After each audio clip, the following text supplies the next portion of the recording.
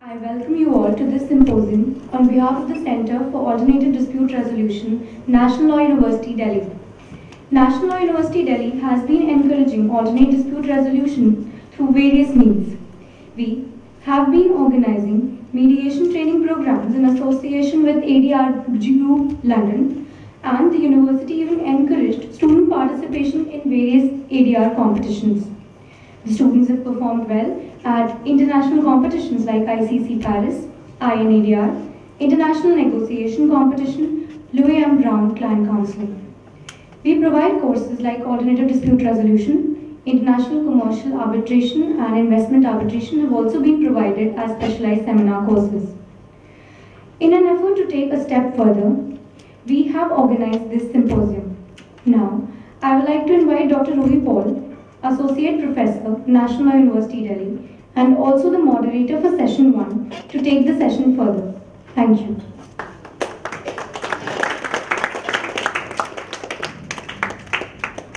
Good morning. It's my pleasure to be a part of the first symposium which we have organized under the aegis of the Center for Alternative Dispute Resolution. And as you all know, the symposium is about the emerging trends in the arbitration law in India as well as abroad. Before we start the proceeding of the first session, I would like to give you a brief history of the significance of the first session that we are having today. So as most of us know, the Supreme Court in Bhatia International case has given a landmark decision that Part 1 of the Arbitration and Conciliation Act, which will apply to all arbitrations. Now, when I say all arbitration, it means not only domestic arbitration, international commercial arbitration happening in India, but even international commercial arbitration happening outside India. And in that decision, the Supreme Court has held that unless and until the parties by an agreement, either express or implied, exclude the applicability of Part 1, Part 1 continues to apply even in arbitration happening outside India. And the consequence of this decision has been observed by all of us in various decisions like Venture Global and Intel. In Venture Global, we all know that Supreme Court has applied Section 34 of the Arbitration and Conciliation Act, which falls into Part 1, to set aside a foreign arbitral award. And in Intel Industries case, the Supreme Court has applied Section 11 again, which falls into Part 1, to a foreign arbitration happening outside India.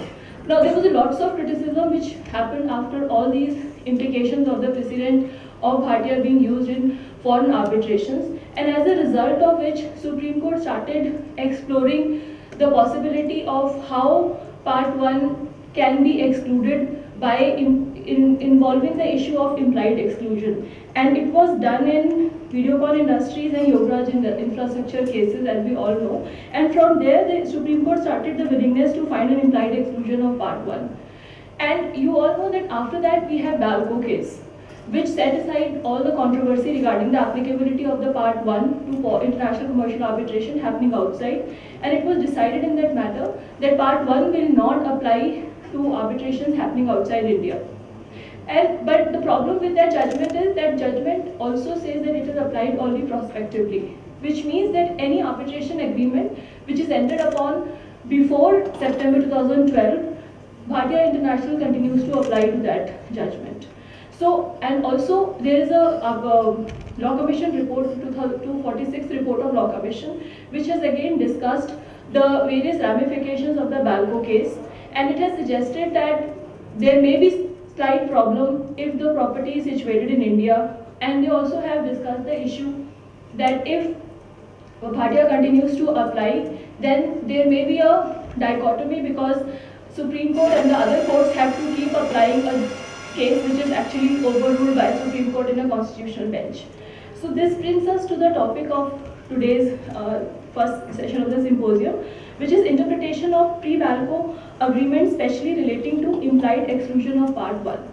So we have organized this session in the light of the recent decisions which was given by the Supreme Court in Reliance Industries versus Union of India and Harmony Innovation Shipping versus Gupta Coal India Limited. Now, the issues that we wanted to discuss through this symposium, and we would also like to invite the participants to be taking part in the discussion, is whatever is decided by the Supreme Court in these two cases, can it be a guiding line for future? Like, can only the provision that there is a seat of arbitration is going to be sufficient to interpret that this applies to implied exclusion of Part 1, or there should be something more than just providing for a foreign seat of arbitration, like lex arbitrae should also be mentioned, and which again can imply implied exclusion, or there should be something more than that, like not only lex arbitrae and seat of arbitration should be mentioned, but proper law of arbitration agreement should also apply, whether that amounts to express exclusion or it is still implied exclusion. All these issues are there which we will be discussing today with the help of our panelists. And also there is another decision which is Harmony Innovative Shipping Company case. And in this case, again, I wanted to raise the issue whether, because this again is a case where the case of Pre-Valco and Bhatia International precedent was applied over here. But the peculiar fact of this case is there is an amendment which has happened to the agreement which was post-Valco. So the issue that we wanted to discuss over here is, does any amendment in the arbitration agreement which is post-Valco should be taken into consideration while deciding the intention of the parties to restrict the application of Bhatia and to have the application of Valco to the case that is being over there. And also we will be wanting to discuss what is the implication if only proper law of contract is provided for, but the law of arbitration agreement is not expressly provided for in the arbitration agreement. So I would like to have the discussion on all the issues by the panelists that we have. And now I want to introduce the panelists we have. So first panelist is Mr. Gaurav Banerjee. Mr. Gaurav Banerjee is a senior advocate and the former Additional Solicitor General of India. He has recently joined the prestigious Essex Chambers in London. Mr. Banerjee, during his stint as ASG, has represented the government in a variety of important matters, including the Italian Marines cases. Mr. Banerjee was a part of Attorney General's committee suggesting changes to the Indian Arbitration and Conciliation Act 1996 in 2010, and was also the sole Indian representative at the 55th session of the UNCITRAL Working Group of Arbitration at Vienna in October 2011. Mr. Banerjee studied at Cambridge and joined the English bar in 1990. So I want to thank him on behalf of the National University to agree to be a panelist for this session.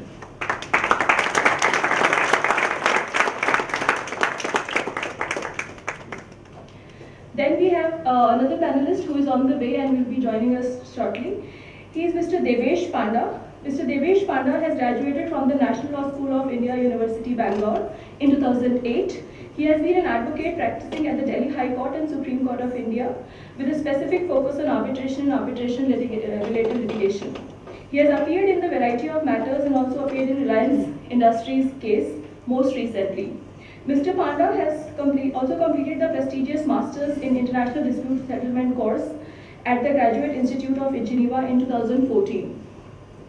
And the third panelist that we have is our own Mr. Daniel Matthew, and he is teaching at the National Law University Arbitration Laws, and he's also offering the investment arbitration seminar courses in the university, and prior to joining the university, he was teaching at NUJS Kolkata. So we are thankful to Daniel also for giving his consent to be a panelist in today's session.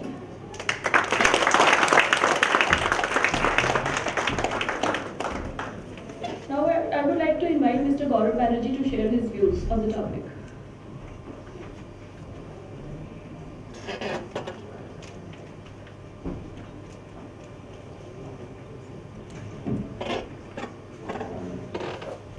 Good morning.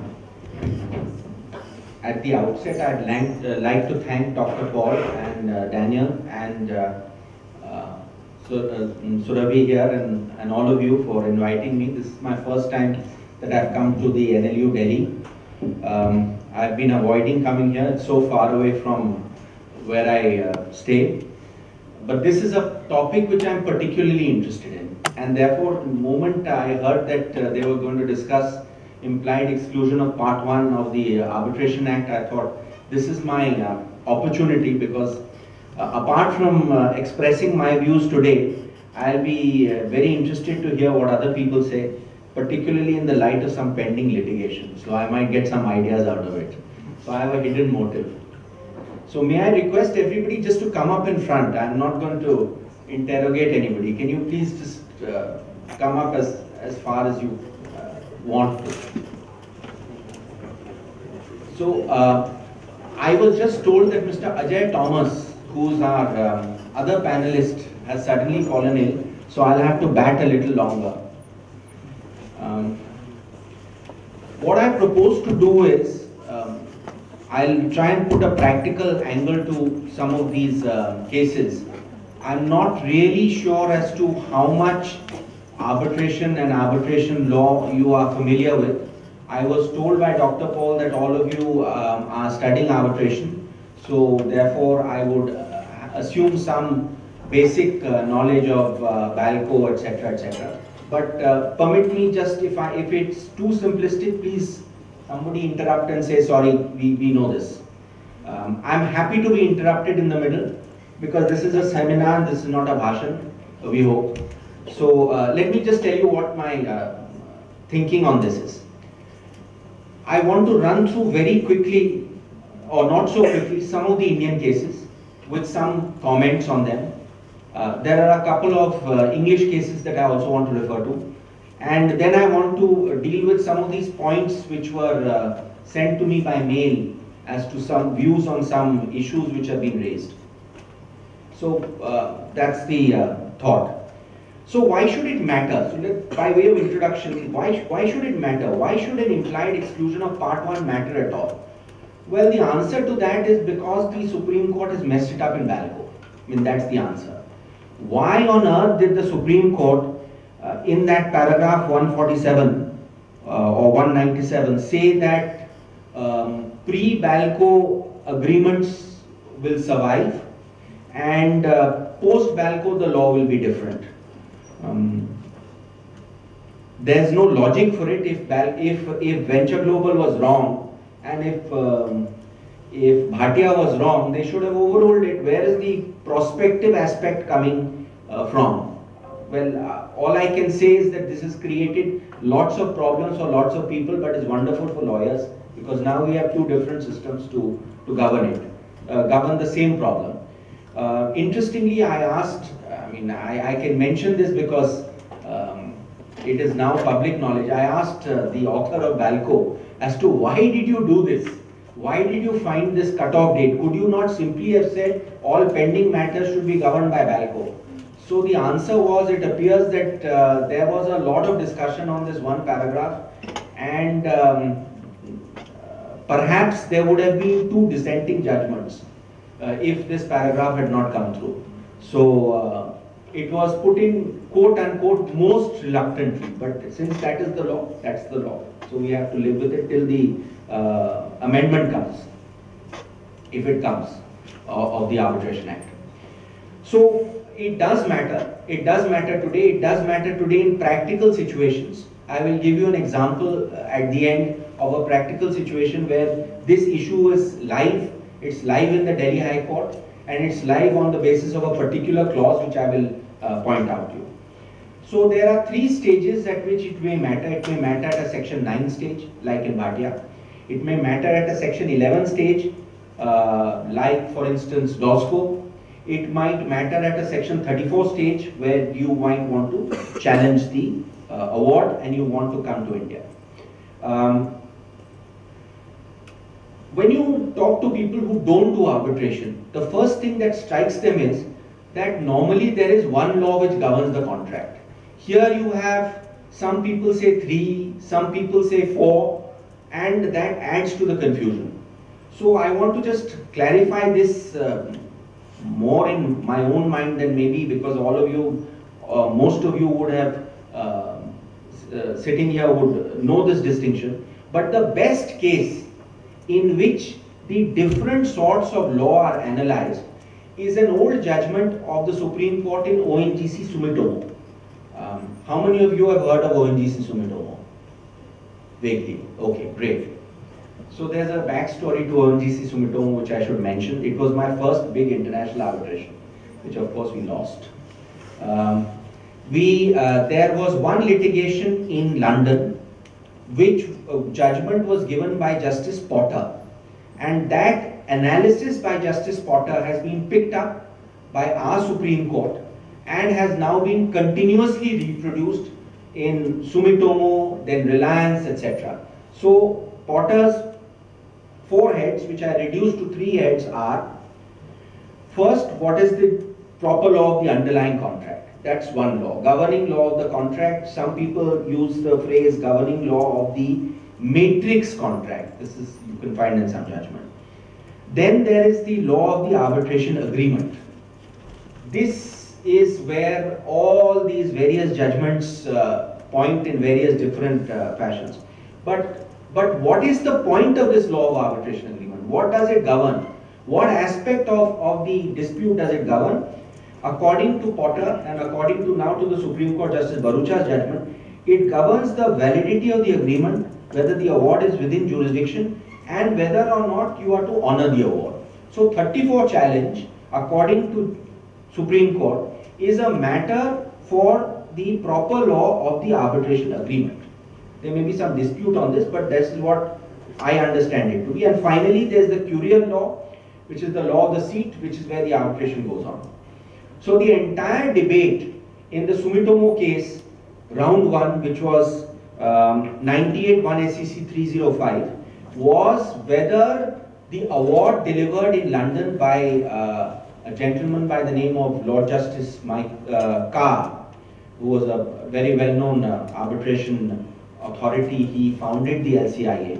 Whether his award was to be challenged in London or in Bombay. And the relevant clauses there were: the substantive law was Indian law, but the seat was in London. And following Potter, the Supreme Court ultimately held no, the challenge has to be in India.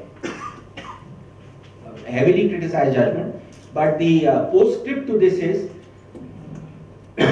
ultimately that same case came back to the Supreme Court, and Justice Gokhale in 2010 upheld the award. So that saga ended there. So ultimately, the only difference it made was that whereas the award would have been upheld probably much earlier in London, it was upheld somewhat later in Delhi. So the emphasis here is, before I go to the cases, is ultimately everything will turn on the language of the clause. Everything turns on the language of the clause. Every judgment, first thing to be seen is the language of the clause. Clauses rather. And whenever you see the language of the clauses, you can find enough law to pull it one way and enough law to pull it the other way. Unfortunately, the situation is somewhat unclear. So with this background, let me just very briefly run through the judgments, all of which you must have heard of in some context, because everybody sort of mentions it. First, of course, is Bhatia. Now, the interesting thing about Bhatia was, I had appeared along with Mr. B. Sen for Bhatia. And we had 3 judgments of 3 high courts, 4 judgments of 4 high courts in our favor on section 2.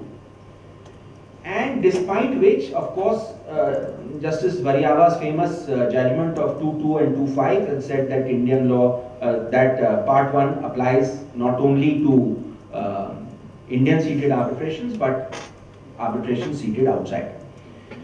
And if you read the judgment, you will not find anywhere what is the governing law of the contract.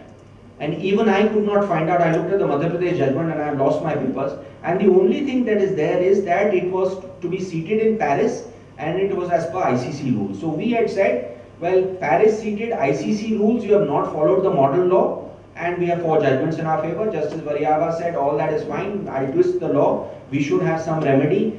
It's pro-arbitration, which is essentially what he said in court, and he did it. Just by way of, I would say, gossip, Mr. B. Sen is probably India's youngest ever senior advocate.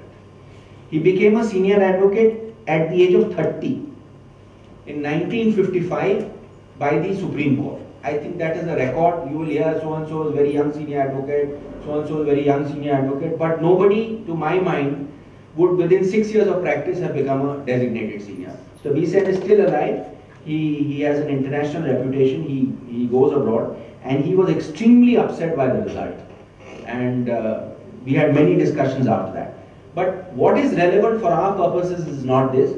What is relevant for our purposes is one paragraph only, which is paragraph 32, which says that to get out of Bhatia, you can have an express or an implied inclusion of part 1 of the Act.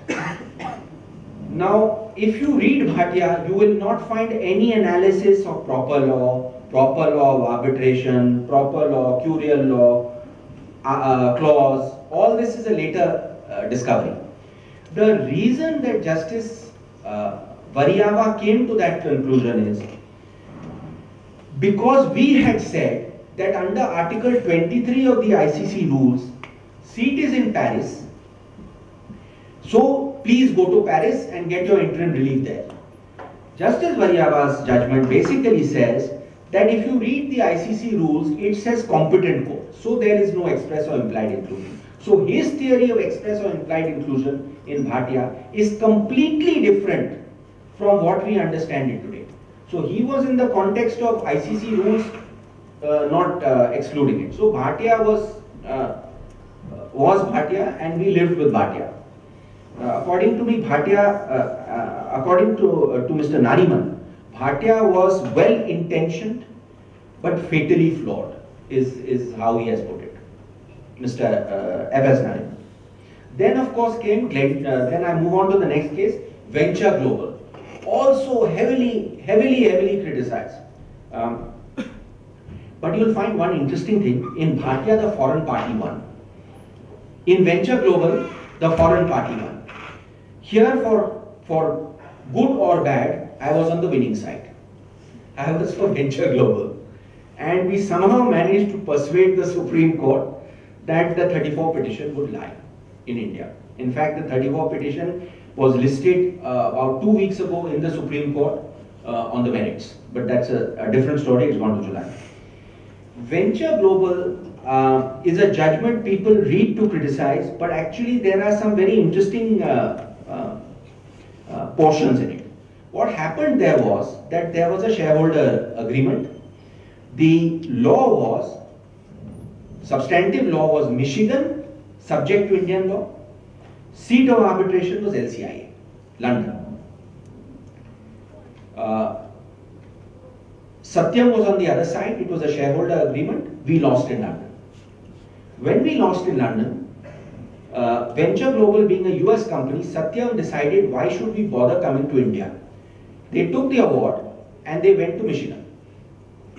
And when they went to Michigan, they decided to essentially attack the managing director of Venture Global and said, we'll put you in jail. Please comply with the award. Award says some Indian company shares have to be transferred. So we filed a suit in, I think it was Andhra, and ultimately matter came up to the Supreme Court. And I mean, the backstory is the only reason that we won was because despite a stay given by the Supreme Court, the Michigan court proceeded and told our MD, the American MD, that forget the Supreme Court. Let us go ahead and you must transfer the shares. So that is one, if you read the judgment carefully, hard cases make bad law. One factor which definitely weighed with the court there, whatever be the reasoning, was this factor that our company was threatened to comply with the award because we went to the Indian Supreme Court. So there is that background to that case, and this is the Satyam which ran into trouble with the fraud and all these other problems. So Venture Global really says nothing about express and implied exclusion, it only extends Bhatia. So we leave that aside. Then we come to the next set of cases which is more relevant for our topic, which is implied exclusion. We have three cases. There's Videocon, there's DOSCO, and there's Yograj. How many people have heard of Videocon? Wow. Okay. DOSCO? Yograj? Okay. That's great. Okay. So here are my comments on all three. According to me, Videocon is a self-contradictory judgment. What happened in Videocon was it was a typical production sharing contract. So all these issues, if you look at Videocon, if you look at Reliance, I think our other panelists will speak on Reliance since he was involved. These are all cases of production sharing contracts between the government of India and the contractor. And obviously the contractor, being a foreign contractor, does not want to come to Indian courts. So the compromise that used to be reached was substantive law, Indian law, seat of arbitration outside India. So in Videocon, the relevant article 33 said substantive law, Indian law. 34 said seat Kuala Lumpur. 34 also said arbitration agreement governed by English law. So three things. One is substantive law, Indian law. 2, seat in KL. 3, arbitration governed under English law. Now, the dispute was interesting. The dispute was that the government of India wanted the arbitration to be held in Kuala Lumpur as the seat. The arbitrators and Videocon wanted it to be held in London on the basis of SARS and other problems. They wanted to be held in London. So half the judgment of Justice Singhvi, because in this case I had advised Union of India, half the judgment of Justice Singhvi says that the seat is KL and the seat is not London. And then the other half of the judgment said, well, actually section 9 application does not is without jurisdiction because part 1 has been excluded. The problem is the section 9 was filed by government, and the prayer in the section 9 was for a declaration that the seat should be KL. So if the court had no jurisdiction to hear the matter at all, how did Justice Singhvi and Justice Ravindran come to a finding in our favor that the seat is X or Y? So half the judgment says seat is Kuala Lumpur and half the judgment said that your section 9 should be dismissed. And ultimately appeal is dismissed. So we were left after this judgment, they came to me for some advice, that we were left completely clueless because the tribunal was saying, well, if you had no jurisdiction and the judgment was without jurisdiction, why should we say the seat is KL? We will still say it's London, but fortunately we made them agree this is what the Supreme Court has said, and seat is KL. Now, in this judgment, there is some discussion of exclusion of part 1. But I think this is a very easy case because two factors are sufficient. One is seat is certainly out of India, whether it's London or KL. 2, proper law of the proper law of the arbitration agreement is English law. So 2 out of 3, if you get, you can then say implied exclusion. So I think this is not a difficult case to explain away, but in any event, section 9 was dismissed and yet we won. So this is the first case. Then we come to DOSCO. DOSCO was a section 11 case, Justice Shirpurkar's case, sitting singly. This, according to me, is also a relatively easy case because on the facts, it was a distributorship agreement between a Korean company and an Indian company. The Indian company wanted to go to the Supreme Court under section 11 to appoint an arbitrator. Justice Shirpurkar said nothing doing. He said, firstly, the governing law is Korean law. The arbitration is in Seoul. It is ICC governed. The only dispute was that arbitration clause said Seoul bracket or such other places as may be agreed in writing. That was easily explained away. You can always have a seat somewhere and other places as agreed. That is part of the model law. There is a difference between seat and venue, which we all know. So he of course cited Naviera Amazonica, but on the facts, easy decision. So Videocon easily explained on the clause. DOSCO easily explained on the clause. Then you come to Yograj. 2011, 9 SEC 735. Most confusing judgment. Justice Kabir's judgment, there's a judgment and there's an amendment to the judgment which changes the judgment in totality. But anyway. But here also, if you look at the facts, this was an arbitration where the seat was in Singapore, the SEAC rules applied. Possibly you can say, no doubt Indian law was the underlying law of the contract. 2 out of 3 maybe exclusion. Then you come to BALCO. BALCO, of course, I have really no comments about BALCO except that every judgment under the sun was referred to. I am not sure why. We all argued this matter. This matter was argued for days, months, years on end. But I must tell you something about BALCO which is nothing to do with this topic, but everything to do with what Daniel teaches you. You would all have heard of White Industries. How many have heard of White? Everybody heard of White Industries. In BALCO, the second case listed in BALCO was White Industries. So the reason that White Industries was pending in the Supreme Court, maybe I should clarify if people haven't heard about White Industries. White Industries was a case where there was an arbitration between White Industries and Coal India. Coal India lost the arbitration, predictably, public sector lost the arbitration. A matter went on in the Calcutta High Court, matter ultimately came to the Supreme Court. One of the issues there was whether Venture Global, etc., 34 lies or not, therefore it was tagged with BALCO. In the meanwhile, White Industries went ahead, filed a BIT and succeeded. The unfortunate thing was, had BALCO been decided a year or 2 earlier, you would never have had White Industries decision at all, because the matter would have been over. But that is, of course, another story for another day in another context. So BALCO has this wonderful paragraph at the end, 197, which I mentioned, which all of you know, 6 September 2012, which is something which there's no logic to. If Venture Global is wrong, which it is, and if Bhatia is wrong, which it is, then, and seat is the determinative factor, which it is, then how can you preserve 2 separate regimes in respect of identical agreements and expect the Supreme Court to, High Courts to do this? Is anybody's thing. In fact, if you notice harmony,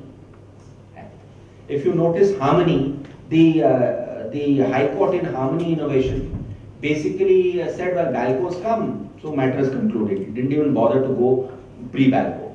And that's a mistake which High Courts are regularly committing. I mean, there are 2 other cases where the High Court and District Court has said, well, now this judgment has come, I am not going to look at Bhatia, etc. But anyway, that is where we are on these exclusion cases. So exclusion cases, if you Indian exclusion cases, we have we've gone through these 3. Now we come to the further 2 cases. The further 2 or 3 cases post BALCO. One is Reliance and one is Harmony. I am deliberately not going to say much about Reliance because somebody else will speak about it. I only want to say just a few minor things. The clauses in Reliance are substantive law, Indian law, arbitral agreement, London, seat / venue, I say venue, London. There was, from the judgment it appears, there was a consent award that venue would be equated to seat. I am told that there is some debate on this internally as to whether this award covered everything or not. I am told that there was a review filed in Reliance which was dismissed. I am sure we will be enlightened about it. Essentially, on these facts, you can still say that 2 out of 3 factors, in the 3 factors, one is governing law, one is law of arbitration agreement, and one is law of seat, 2 out of 3 may still point to London. So you may on the facts justify the final finding that 34 will not lie and you should go and challenge the award at the seat. Maybe this may be one rationale of Reliance. But there are certain passages in Reliance which seem to suggest, particularly paragraph 45, that moment you fix on seat, that's an exclusive jurisdiction clause. I think there Justice Nichar was actually sort of virtually trying to put in Balco into pre-Balco situation, because in his mind that was the law, and that may well be the law, that moment you have a seat, regardless of anything else, you will go ahead. May be the law, may not be the law. So Reliance I am not touching on much. I want to mention Harmony, and then I want to mention Enercon. And Enercon I have much to say about. I am not sure how much you would like to hear about Enercon, but I'll come back to that in a moment. So we come to Harmony. If you read Harmony, there's a bit of a problem with Harmony, which nobody seems to have noticed. I've written an article on Harmony in this ICADR newsletter. What actually happened in Harmony? What happened in Harmony was that the governing law was English law. The London Maritime Arbitrators Association were to adjudicate. Everything was English law, effectively. And therefore, according to me, amendment or no amendment doesn't really matter, because everything was English law. The problem, according to me, is a different problem. No doubt Justice Deepak Mishra is very erudite. He set out every judgment, quoted every portion, not really answered the amendment point at all. But the problem in Harmony to me seems to be something quite different from implied exclusion. Everybody is focusing on the legal aspect. What happened there? In fact, what happened there was that the foreign party got an award in its favor. And after it got an award in its favor, it came to Chennai and said that, look, I have got this award in my favor. I want to enforce it as a foreign award. So if you read the facts of Harmony, the company made an application for under section 47 and 49 of the Act, which is part 2. So first thing the company did was, I move an application for execution under 47, 48, 49. So company assumes it to be a foreign award, no difficulty. Then the company says, well, in the meanwhile, till you adjudicate my objections, this ship is sailing away. Catch hold of this thing, because I apprehend assets will be spirited out, and made the mistake of invoking section 9. So the same petition, half of it is 47, 49, half of it is section 9. High Court and Supreme Court ultimately say, or Supreme Court ultimately says, section 9 will not lie.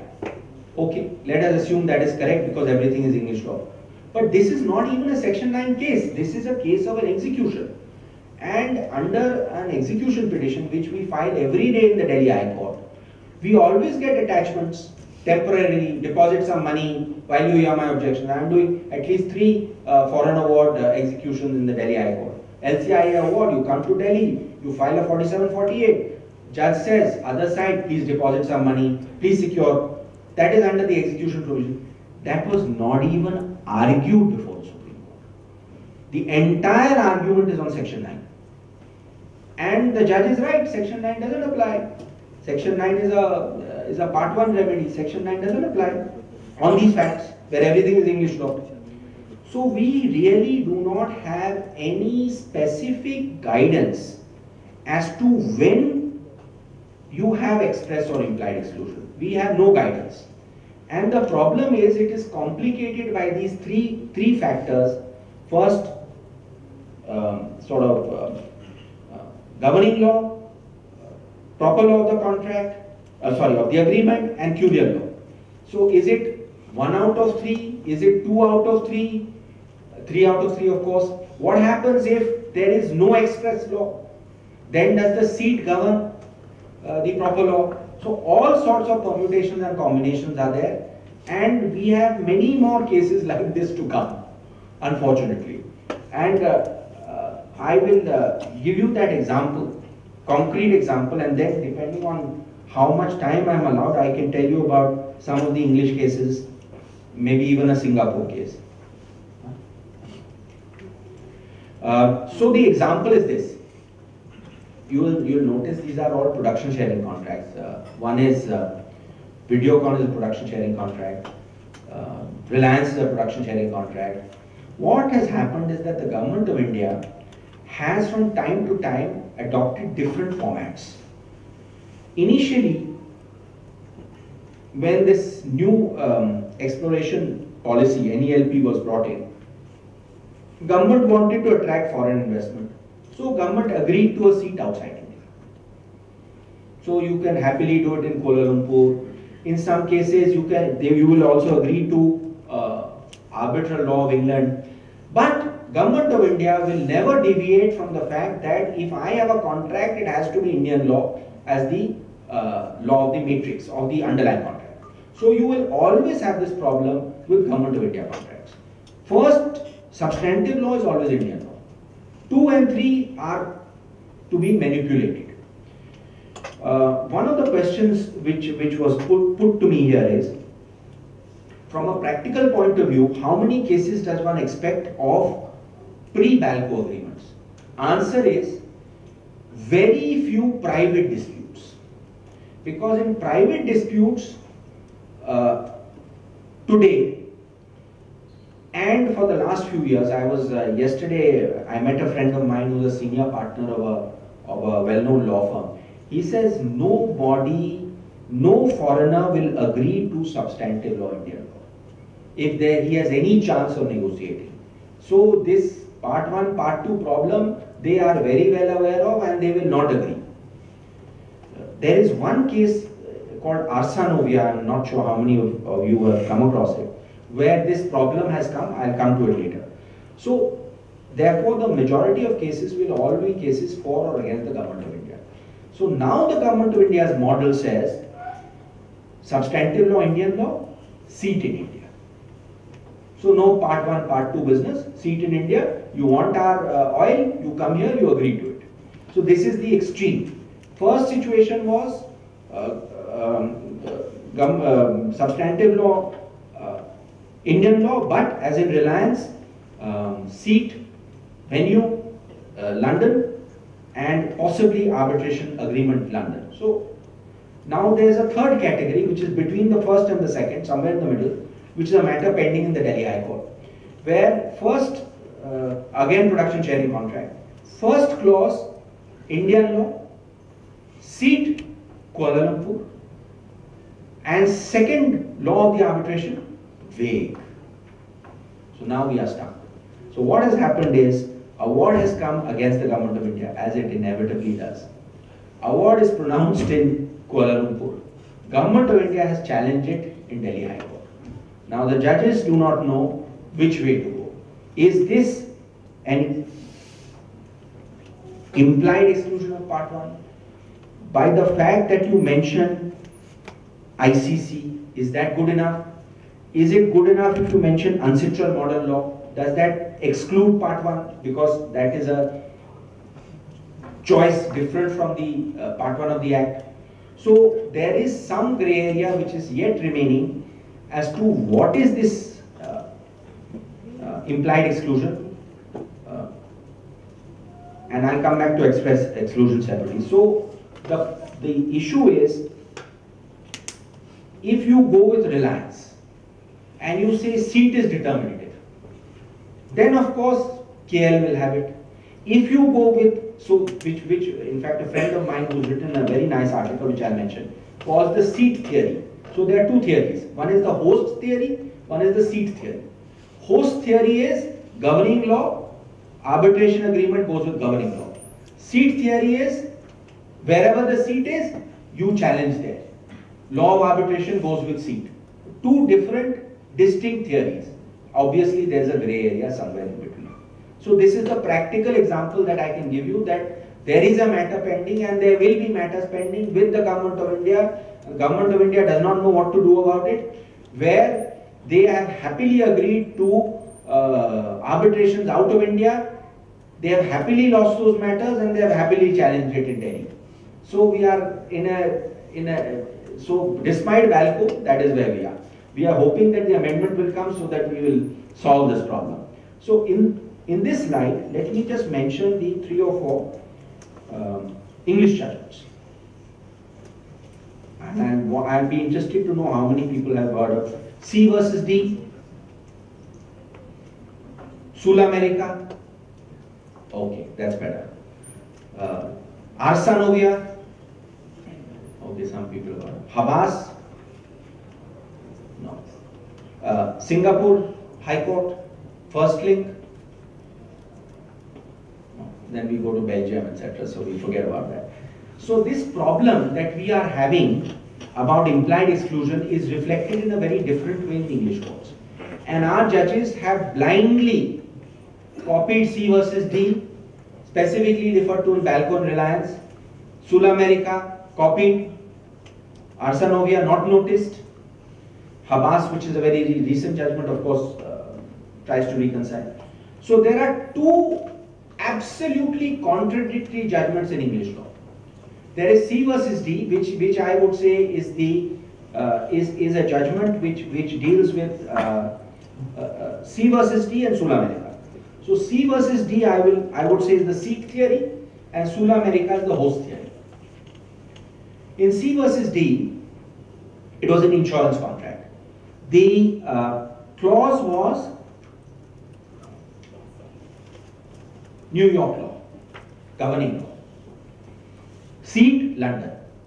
Where will you challenge it? Will you challenge it in London or will you challenge it in New York?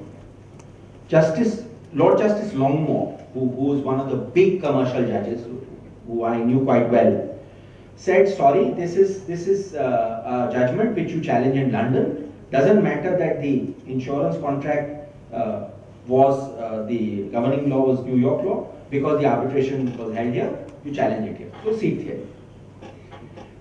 Court of Appeal. Matter comes up before another Court of Appeal. Sulamerica, which many of you have heard of. So if you read Sulamerica, you will find there are actually 2 judgments. Everybody refers to a judgment by Lord Justice Moore-Bick. In fact, he is also a very well-known commercial lawyer. He was the gentleman who I had a privilege of appearing before because he did one of those ONGC Sumitomo matters. Moore-Bick effectively disagrees with Longmore. Facts are the governing law, Brazilian law, the arbitration, London. Now you would have thought if governing law, Brazilian law, arbitration, London, matter over. He says no. He says that if the Brazilian law is the governing law of the substantive agreement, I assume that the governing law of the governing law of the contract, I assume that therefore the governing law of the arbitration agreement would normally be Brazilian law. And the only reason I reject Brazilian law is because actually in Brazil the clause is such that if both parties don't agree, you don't have arbitration. So I grasp at jurisdiction, though actually according to me you should go to Brazil. I grasp at jurisdiction, and of course we'll have it in London.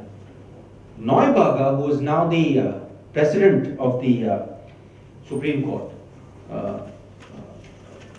basically equivalent to Chief Justice of India, Neuberger says, I don't want to get into all this. I am not sure what you are saying effectively. It doesn't matter which theory works. In this instance, we have it here in London. So he dodges the issue. Now, if you look at Justice Richard's judgment, he quotes C versus D, he quotes Sulamerica without comment, and he says now the law is settled. The problem comes in Arsanovia, which is an Indian case, which is a case arising out of India, which is practically something that one encounters. And 2 of the witnesses there are well-known lawyers, one of the witnesses was Mr. Arvind Datta, who I'm sure you all have heard of. And the other witness was Pinaki Mishra. I don't know whether you heard of him, a member of parliament. And their evidence was on the second session, which is that chloro control story. So while discussing the second session, please put to the panelists and Mr. Ray, please look at Arsanovia and see what it says about Indian law. So now in our context, how does it matter? In Arsanovia, it was a slum clearance matter. The substantive law was Indian law. Wherever the government is involved, we have Indian law. The seat was in London. So far, so good. There was an express clause in the contract which said Part 1 has been excluded. Section 9 and Part 1 has been excluded. Obviously due to Bhatia. So this was the situation. Despite this, Andrew Smith, who with all due respect doesn't have a great reputation, held that only a part of the Indian Arbitration Act is excluded. The rest of the Indian arbitration law is not excluded. You'll say, so what? If part 1 is excluded, rest is not excluded, what do you mean? So what was the issue in this matter was very interesting. The issue in this matter was that an award was made. And in that award, a non-party was held to be bound. What was argued by Arsanovia was that this award is bad because as per Indian law, third parties can't be bound. What was argued by the other side was that as per English law, third parties can be bound. So the judge had to decide, do we apply Indian law or English law to the arbitration agreement, to that portion. Despite the exclusion, he applies Indian law and he holds that because of Sukanya, the award has been set aside. So he set aside the award. I tried to find out what happened after this. I am told the matter was compromised, so it did not go any higher. There is a further judgment called Habas versus VSC Steel. It's a Turkish case. I can just give you the reference, 2013 EWHC 4071, where all the principles of Arsanovia and Sul America, etc. are summarized. In fact, in Arsanovia, Andrew Smith goes on to say, with respect, I do not understand the reasoning of Justice Morwick in so many words. So single judge is placed with two conflicting court of appeal that I can't understand it. In a very polite manner, of course. So with all this confusion, even in India and in England, you have a situation where, again, in this sort of situation, English law, seat, Indian law, arbitration, LCIA, express exclusion of part 1, yet Indian law of arbitration applied. This may be a case which may be relevant to further cases which come up here. So we have now, just by way of conclusion, this theory of express choice, implied choice, real and substantial connection which is there in Sul America has not been accepted by a judge in Singapore in first link. And what he says is that ultimately, logically, you should go with the seat rather than the substantive law when you want to challenge an award. Why should you compel somebody who's arbitrated in a particular place to challenge the award in some other place? Merely because the substantive law is there. So there is a very interesting article on this. This is that article written by a friend of mine, Peter Ashford. He was in the Enacon matter. I have deliberately avoided the Enacon matter because it's an ongoing matter.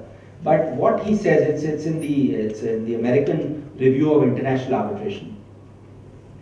What he says is what I've just told you, that even in English law there is a huge conflict between this host theory and the seat theory.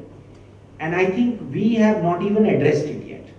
And we will have to address it in one matter because looking at these questions now, if I can just respond to these questions.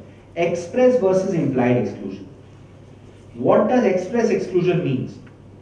According to me, I have no idea what express exclusion means because in Arsanovia, despite an express exclusion of part 1, still a judge held that Arbitration Act applies. So I do not know of any other case of express exclusion. In India, there are, other than Arsenovia, which is an English case, but there are a lot of these express exclusions around. All of us advise clients to amend and say we exclude part 1, we exclude part 1 because of Bhatia. Okay. Implied exclusion test under Reliance as opposed to the ruling in Bhatia. Yes, I agree there is a contradiction.